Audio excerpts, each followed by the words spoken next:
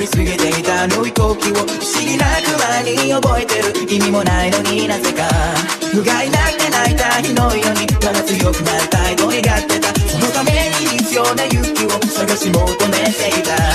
残酷な運命が定まってるとして、それがいつの日か僕の前に現れるとして、ただ一瞬この一瞬息ができるならどうでもいいと思いたい。その心